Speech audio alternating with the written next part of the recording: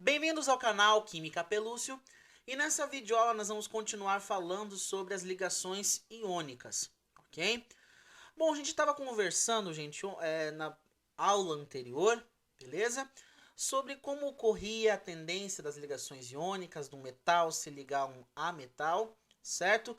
E nessa aula eu quero continuar falando com vocês sobre as propriedades dos compostos formados por essas ligações, ok? Lembrando que se o composto ele é iônico, é porque ele veio de íons e esses íons foram formados por meio de uma transferência de elétrons entre os átomos metálicos e os átomos que não são metais, certo? Ametálicos, ok? E eu quero continuar conversando com você sobre essa parte que eu creio que é a parte mais importante, a parte que realmente vai te ajudar a entender. A questão prática, certo? A questão das propriedades desses compostos iônicos, certo? Nas próximas aulas eu mostro como fazer ligação, como fazer isso aqui, tal, tal, tal. O mais importante agora é isso, você entender praticamente esse conteúdo, certo? Então vamos lá. Bom, então aqui o sódio, a gente viu na nossa última videoaula que ele doa, certo? Ele doa um elétron. E quando ele doa esse elétron, ele ganha aí uma carga positiva, se torna um cátion. O cloro, por consequência, ele vai receber esse elétron, certo? Então aqui ele vai receber esse um elétron e se torna um Cl-, um ânion. E a gente viu que quando eles se tornam esses íons, eles vão grudar um no outro, certo? Por meio do que? De atrações eletrostáticas. Atrações, forças elétricas atrativas vão fazer eles grudarem. Então tá aí o nosso NaCl grudado um no outro.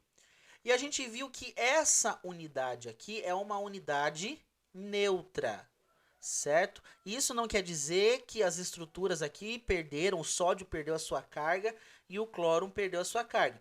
Eles continuam sendo um positivo e o outro negativo. A questão é que quando eles estão grudados, eles se neutralizam, certo? Mais um do sódio, menos um do cloro. Quando junta isso numa unidade, certo? Eles ficam neutros, se cancelam, vamos dizer assim, a carga um do outro. Aí a estrutura fica neutra. E a gente viu que essa estrutura, ela é uma estrutura que vai se repetir, certo? Esse NaCl, positivo, negativo, grudado um no outro, ela é o tijolinho, certo? Ela é a unidade básica do composto iônico que vai ser formado, que no caso vai ser o composto, né, a substância cloreto de sódio. E aqui a gente viu que eles vão se rearranjando. Só que eles vão se rearranjando exatamente obedecendo como esses camaradas aqui estão grudados. Então aqui eu trouxe uma figura agora tridimensional para você conseguir enxergar o que eu falei na última aula. Olha só, aqui nós temos o cloro sendo essa bolinha verde e aqui nós temos o sódio sendo essa bolinha, sendo essa bolinha azul, ok? Você percebe que essa é a unidade básica. Essa é a unidade básica, é o tijolinho de todo o composto. É isso aqui que vai se repetindo um monte de vezes, milhões de vezes, isso daqui vai se repetindo na minha estrutura. Sempre NaCl ou ClNa, tanto faz. Aqui na representação gráfica, como eu escrevo isso no papel, a gente sempre coloca primeiro o cátion positivo e depois escreve o ânion na estrutura, certo? Então, graficamente, a gente representa assim. Então, professor, seria errado escrever, por exemplo, ClNa? Sim, estaria errado. Eu tenho que colocar primeiro o positivo e depois o negativo, o cátion, depois o ânion, na estrutura escrita. Só que, gente, isso aqui é no gráfico. Na vida real, no retículo cristalino, como é que funciona? É os cloros. Ah, o cloro vem primeiro no real? Não, não tem nada a ver com isso, certo? Eu só estou querendo dizer que no retículo cristalino, no cristalzinho iônico que eles formam, Aqui eles não vão. Ah, primeiro vem o positivo, depois o negativo, viu? Não. Eles vão se rearranjar do jeito que for aqui, certo? Não de qualquer jeito que for, de qualquer jeito, então, professor, não. Mas eles vão se organizar sempre obedecendo essa unidade aqui. Sódio e cloro unidos. Percebe, ó? Cloro, cloro e sódio unidos. Cloro, sódio unidos. Cloro, sódio unidos. Cloro, sódio unidos. Até que na vertical tem essa representação, ó. Cloro, sódio unidos. Sódio e cloro. Cloro, sódio. Sódio, cloro. Então você percebe, ó, que essa unidade ela vai se repetindo, ó. Cloro, sódio. O sódio, cloro. Cloro, sódio. Tanto na vertical quanto na horizontal. Ou seja, eles sempre vão respeitar essa unidade básica aqui, que é o sódio e o cloro unidos por meio de uma atração eletrostática, certo? E esse daqui, gente, é de fato o que eu chamei na última aula de retículo cristalino. Cristalino, obviamente, iônico, certo? Então, retículo cristalino iônico. Então, professor, vai ser sempre assim, todos os retículos cristalinos, todos os compostos formados aí por ligação iônica vai ter esse formatinho mesmo, cúbico? Não. Depende muito dos participantes, dos cátions e dos ânions que eu tenho aqui representado, certo? Então o formato, a formatação desse retículo, o formato que ele vai ter, depende dessa estrutura aqui unitária, certo? De como que ficou a estrutura unitária, o tijolinho, certo? Então o formato do cristal depende do tijolo? Exatamente. O formato do meu cristal vai depender de como ficou a estrutura unitária, certo? Da ligação principal ali, ok? Então vai mudar de acordo como estiverem esse tijolinho, certo? Então pode assumir vários formatos isso daqui, beleza? Bom, gente, o que acontece? O que acontece é que tem um cachorro latindo igual um louco aqui do vizinho, mas não vai atrapalhar nossa videoaula, certo? Olha só, então o nosso retículo cristalino iônico é formado por meio dessa unidade, dessa estrutura unitária, certo? Então aqui, ó, essa aqui é uma estrutura unitária. Então aqui nesse caso, a estrutura é o tijolinho, né? O que forma, o que vai dar a formatação ao meu retículo, certo? O que acontece, gente? Esse retículo, nós temos ali forças atrativas, certo? Que estão grudando eles. E o que acontece?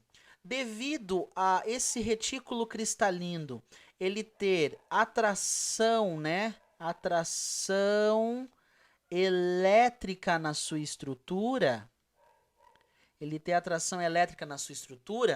isso faz desses compostos terem dureza, certo? Então, os compostos iônicos aí, em sua maioria, eles têm como uma característica a questão da dureza, beleza? Então, a sua dureza, eles são duros.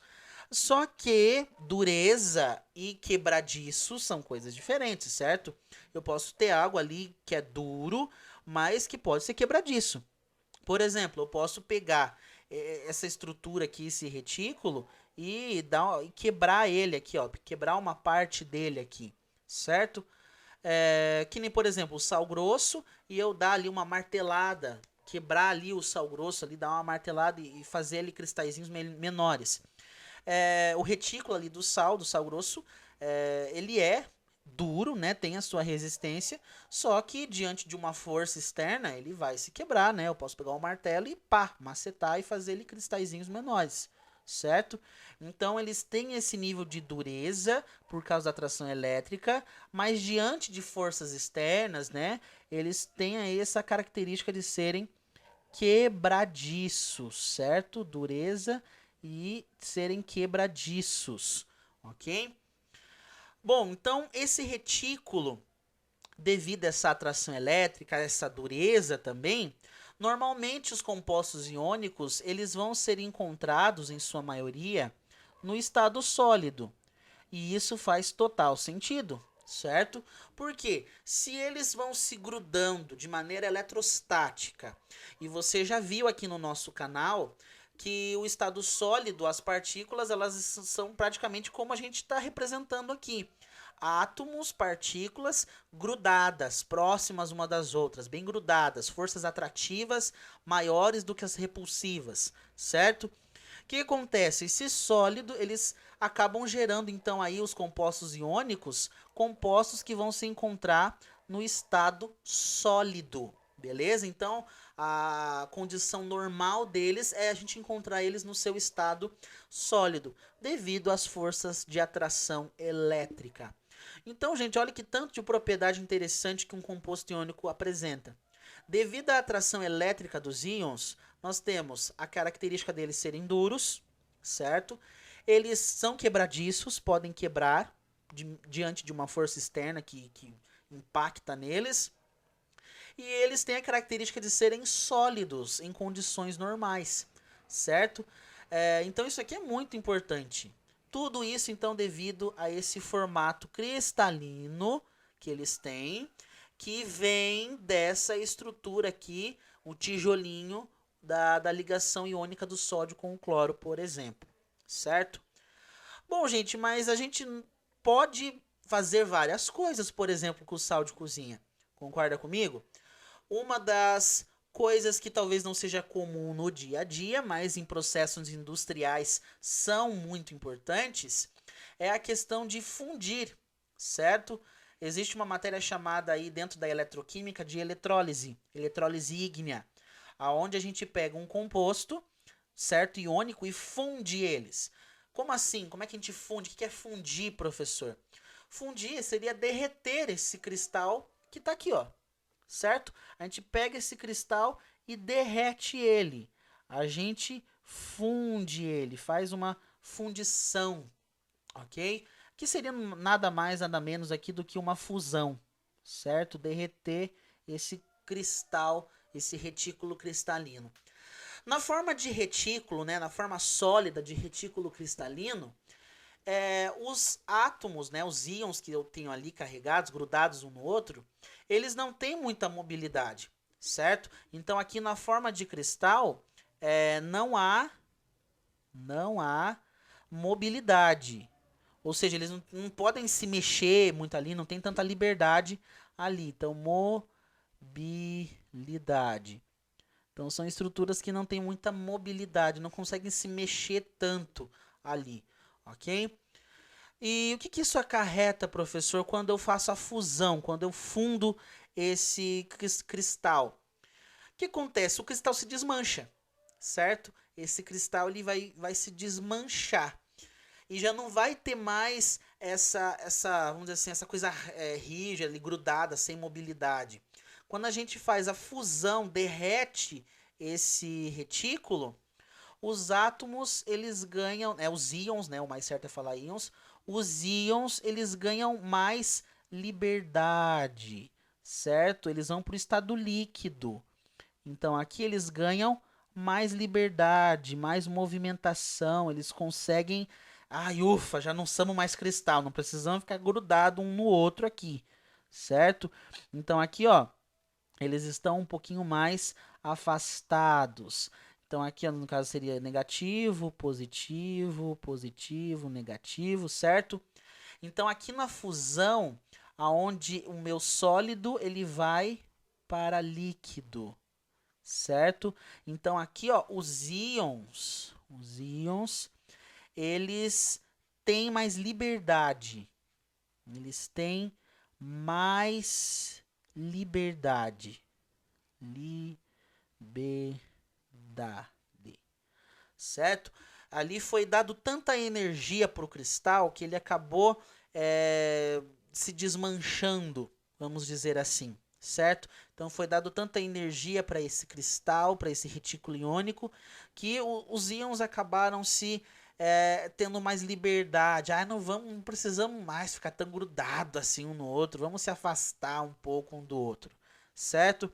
Ainda ocorre, gente, interações elétricas aqui, certo? Só que a quantidade de energia que eles receberam ajudaram eles a ter um pouco mais de mobilidade, a se mover com mais facilidade, beleza?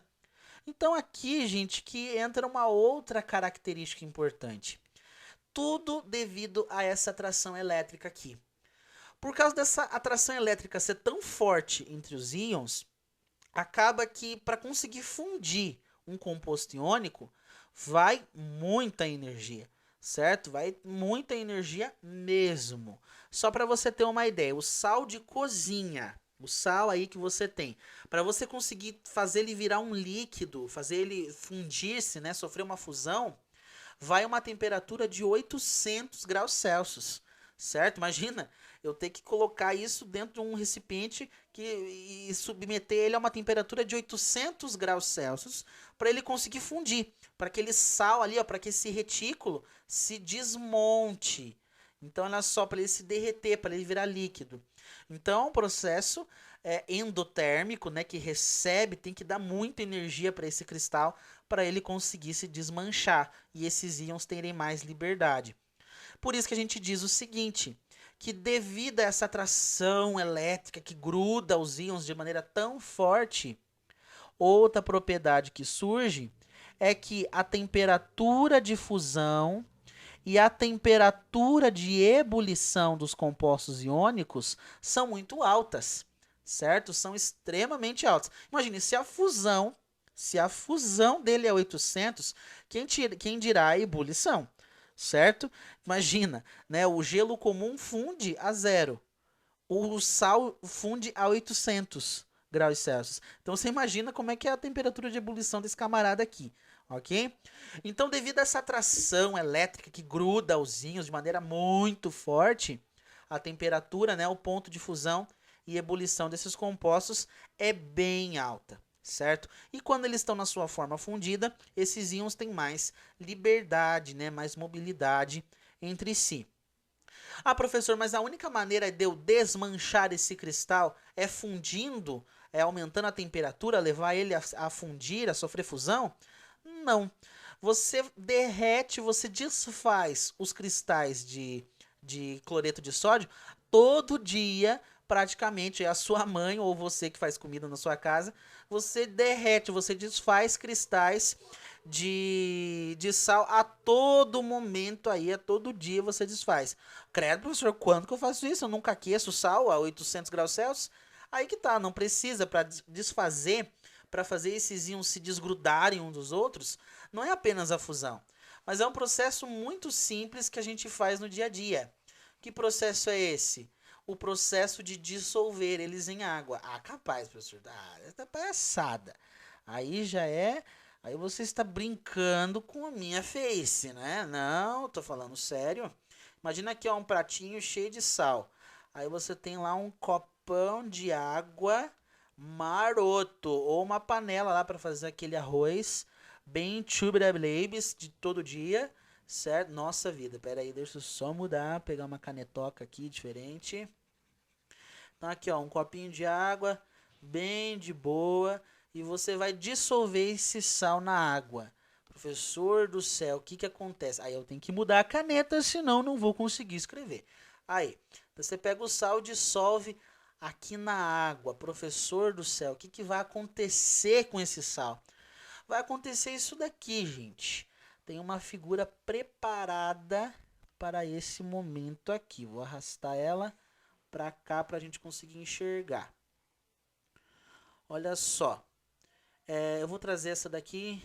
Vou arrastar ela um pouquinho para cá, beleza? Já não vamos utilizar tanto ela mais. Olha que interessante, né? Ficou parecendo um cubinho de gelo tudo ali. Olha só. Então imagina. Só apagar um pouquinho. Aí. Então olha só, imagina aqui essa estrutura. Essa estrutura aqui que eu estou te mostrando. Então, gente, quando eu pego o meu composto iônico, né, no caso aqui eu peguei o NaCl, o sal que a gente está conversando desde o início da aula, e vou dissolver ele em água. Bom, a princípio, para nós visualmente, o cristalzinho derreteu. Mas eu quero mostrar para você o que, que acontece. O que acontece com esse sal? Por que, que esses cristalzinhos eles se desfazem? É isso que é o interessante. Isso aqui, gente, nós chamamos de mecanismo de dissolução, certo? Então, o nosso composto iônico, ele vai conseguir se dissolver, certo? Ele vai conseguir se espalhar por na água, por exemplo. O que, que acontece, gente? A água, a gente vai estudar isso um pouquinho mais para frente, mas dentro dela existem cargas. Sério, existem cargas, mas é por ligação iônica? Não, mais para frente você vai entender. Por enquanto, aceite. A água, ela tem uma região com carguinha negativa e uma região com carguinha positiva. As cargas negativas se concentram no oxigênio e as carguinhas positivas se concentram nos hidrogênios dela, beleza? O que acontece? Quando esse sal ele entra em contato com a água, quando esse sal aqui, ó, NaCl, ele entra em contato com a água, ele vai sofrer uma ação de uma força externa, certo? Uma força externa vai começar a atuar nesse camarada aqui. Como assim, professor?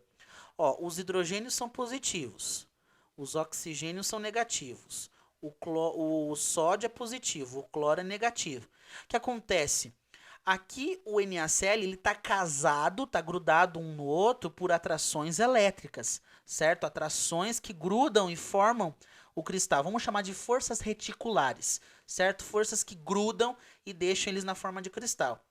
Só que quando eles entram na água, a própria água começa meio que puxar o cristal assim, ó, eu vou separar vocês, certo? Então ele entrou na água, esse sal, ele vai começar a sofrer ação, a força começa a puxar ele. Ué, professor, mas se começar a puxar, esse camarada aqui vai quebrar. Exatamente. Isso aqui que a água está fazendo é o que nós chamamos de forças de solvatação. Elas estão puxando o retículo, estão quebrando esse retículo. Só que não o retículo grandão em si, mas lá no microscópio, a unidade que uniu o sódio com o cloro. Então assim, ó, a água de um lado do outro puxando para quebrar. São forças de solvatação. O que acontece? Quando essas forças que a água está puxando o composto iônico, as forças de solvatação, são maiores do que essas forças reticulares que grudam o sódio no cloro, acontece que o cristal se desfaz. Pá, a unidade se desfaz e o cloro se afasta do sódio. Ah, professor, então quer dizer que se essas forças de solvatação, a água puxando, quebrando o retículo, forem maiores do que as forças que grudam o sódio no cloro, esse composto ele se desfaz, se separa, certo? E isso nós chamamos de dissociação. Certo? A dissociação, a separação desses íons, ok? Então esses íons eles vão se separar um do outro, ok? O que acontece quando ocorre a dissociação? Quando essa dissociação ocorre em bastante escala, a gente diz com bastante facilidade, né? A palavra certa seria aqui, né? Dissociam-se com bastante facilidade. A gente diz que esse composto ele é muito solúvel. Certo? E aí surge mais uma propriedade dos compostos iônicos. A questão deles serem, olha só, a questão deles serem, parte deles, né, grande parte deles, solúvel em água. Todos, professor. O que acontece? Eu não vou falar, tipo assim, todos têm a sua solubilidade. Alguns gostam mais de se dissolver na água, outros gostam menos de se dissolver em água, certo? Uns são mais chegados, outros mais ou menos, né? Não são tão solúveis, não tem aquela solubilidade bonita, certo? Mas o que faz um sal, um composto iônico, por exemplo, professor, ser mais solúvel ou menos solúvel? A briga da solvatação com as forças que grudam os íons. Certo? Se a solvatação, Se as forças de solvatação, as forças que separam, forem maiores do que as forças que unem, aí o sal, o composto iônico vai ser bastante solúvel, certo? Então, se a solvatação conseguir ser maior, as forças que separam conseguirem ser maior do que as forças que unem os íons, aí o composto iônico vai ser mais solúvel. Agora, se essa solvatação, né, essas forças de solvatação perderem para as forças que unem, ou seja, as que unem são mais fortes do que as forças que solvatam, que separam. Aí, no caso, o composto vai ser menos solúvel em água, beleza? Não vai ser tão dissociável assim. Show de bola?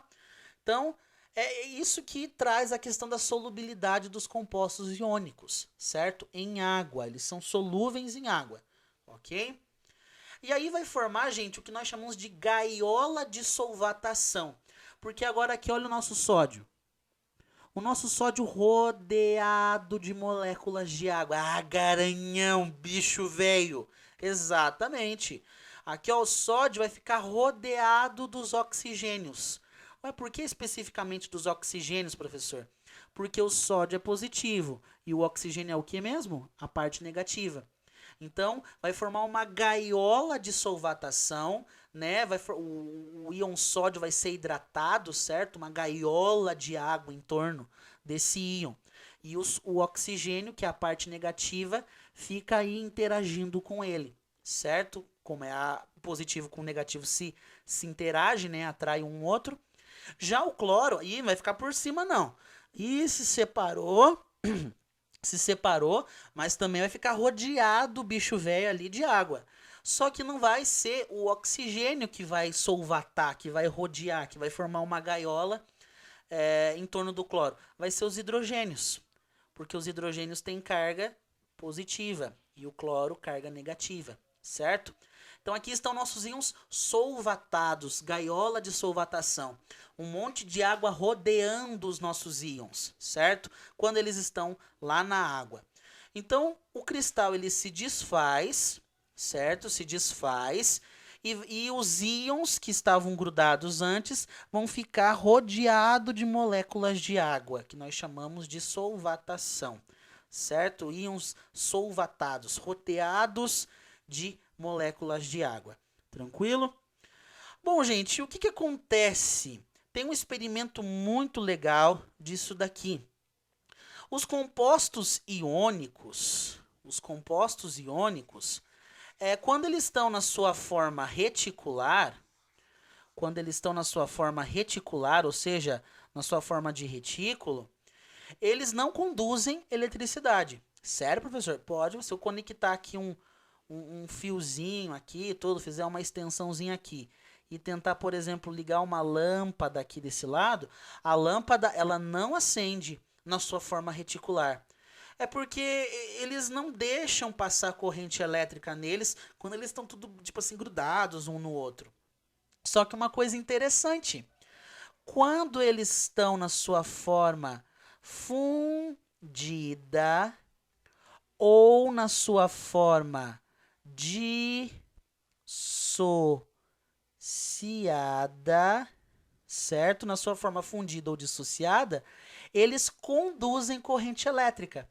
Então, se eu pegar lá um coisinha com água e sal, um negocinho aqui com água e sal, um copinho que tenha água e sal, e dissolver aqui, por exemplo, ó, dissolver um pouquinho de água com sal, e fizer uma aparelhagem, opa, vamos pegar a canetinha certa, e eu fizer aqui uma aparelhagem correta, ligada aqui, por exemplo, numa lâmpada, quando eu ligar aqui na sua forma fundida ou dissociada, né, dissolvida em água, quando eu falo dissociada, eu estou falando a sua forma aí dissolvida em água, a lâmpada ela vai acender, certo? Então eles aqui, ó, na sua forma reticular, certo? Na sua forma de retículo, eles não conduzem eletricidade, certo? Não conduzem eletricidade. Porém, na sua forma fundida ou dissociada, né, dissolvida em água, eles conduzem essa eletricidade, certo? E isso traz mais uma característica para os compostos iônicos, né? Na sua forma de retículo, não conduzem eletricidade. Na sua forma fundida ou dissolvida em água dissociada, eles conduzem eletricidade, beleza? Então tá aí, gente. Essas são as propriedades aí gerais. Então aqui, ó, cono, que eu escrevi aqui, né? Condução de eletricidade, certo? Então, na sua forma de retículo, não conduzem, certo? Mas na sua forma fundida ou dissociada em água, sim, certo? Então, essas são as propriedades dessa aula aqui, gente. Eu eu falei de todas as propriedades que a gente pode ter dos compostos iônicos. Tudo isso devido às atrações elétricas. Então, dureza, são quebradiços, estão no estado sólido, temperatura de fusão e ebulição alta, são solúveis em água, a sua condução de eletricidade, certo? Então, isso daqui, gente, é perfeito. Você não precisa assistir mais lugar nenhum, aqui está completo essa videoaula, ok? Bom, então na próxima aula eu vou mostrar na prática as ligações, como é que faz essas ligações em si. Então acompanhe a nossa próxima videoaula.